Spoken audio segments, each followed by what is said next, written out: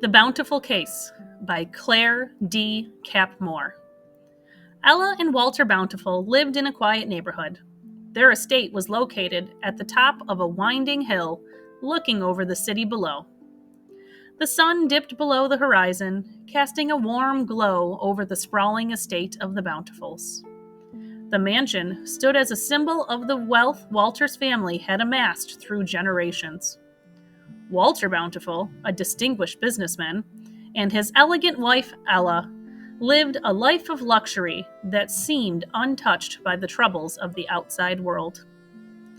One summer evening, the air thick with tension, the couple found themselves entangled in a bitter argument by the pool. The two argued about the upcoming party at the home of Ella's best friend, Scarlett Homecoming. Walter disliked Scarlett and did not appreciate how she influenced Ella. Walter believed that Scarlett put ideas into Ella's head that made him look like a bad guy. He believed Scarlett to be fake and only friends with Ella because of Ella's generosity.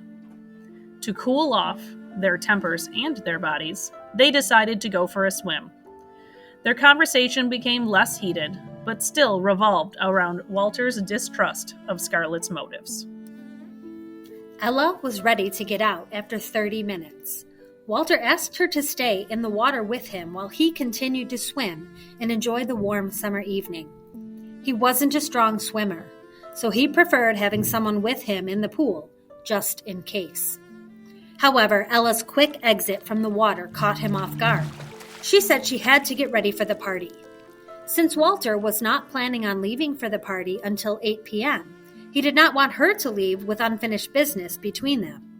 She got out anyway, and eventually appeared adorned in jewels and perfectly sculpted high heels. Ella Bountiful was ravishing in her vibrant auburn evening gown.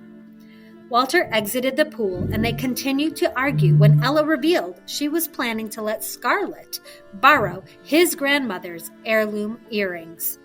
Despite her husband's protests, Ella departed for the party at 7:30 p.m. sharp because Scarlett was expecting her before the other guests arrived to share an intriguing idea. Ella was enjoying her time with good friends and fun conversation at the party. However, Ella spent the majority of the party whispering with Scarlett in the corner in what seemed to be a secretive conversation.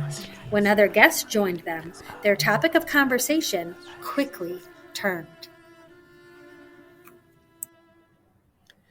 Ella's friends, Liam and Lexi, noticed Walter's absence, but were unable to inquire about it due to Scarlett always being by Ella's side. The pair knew how Scarlett felt about Walter and didn't want to listen to her negative opinions about him. Around 9 o'clock p.m., Liam and Lexi noticed Scarlett had left Ella alone, presumably to check on the caterers, and they felt it was their time to confront Ella about Walter's whereabouts since he was an hour late. Ella brushed off the concerns and was more focused on having a good time. To appease them, she invited them over to her house after the party to continue the fun and meet up with Walter. This seemed to alleviate their concern. Then they continued to mingle with the other guests. After the appetizer hour ended around 10:25 p.m., a flustered Scarlett was next seen again whispering to Ella as servants began cleaning up the mess. Ella abruptly left the party at exactly 10:30 p.m. Liam and Lexi noticed her leaving and started saying their goodbyes. After walking around the corner and down the street to get their car, Liam and Lexi arrived at the Bountiful home about 15 to 20 minutes after Ella. Before Liam and Lexi got within 15 feet of the front door, they heard a loud and frantic commotion emanating from the pool area that was to the left of the walkway they were on. The pool was surrounded by a wall of ferns and hedges 8 feet high, making it impossible to see inside. The two scurried to find an entry point, and when they finally found a way in, they saw Ella, whose dress was dripping with water.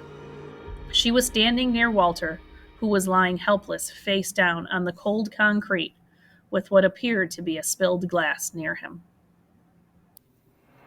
Upon seeing her friends, Ella called out, "Hurry! Come quick!" When I got home, I heard a splash from the pool. I raced out to find Walter at the bottom of the deep end. I pulled him out and tried to give him CPR, but he's still not breathing. Call the police immediately! Lexi called 911 on her cell phone as Liam tried to revive Walter. Ella stepped to the side, expressionless, bending over briefly to pick up what looked to Lexi like a piece of jewelry. Lexi's focus was quickly pulled back to her husband. It was too late, and Liam was unsuccessful in his attempts to save Walter. The weight of what just happened finally hit Lexi, and she began to question everything she saw. The ambulance was there in a matter of minutes, followed by a police car and a fire truck. These first responders began to question the three adults as to what happened, when, and who might be involved.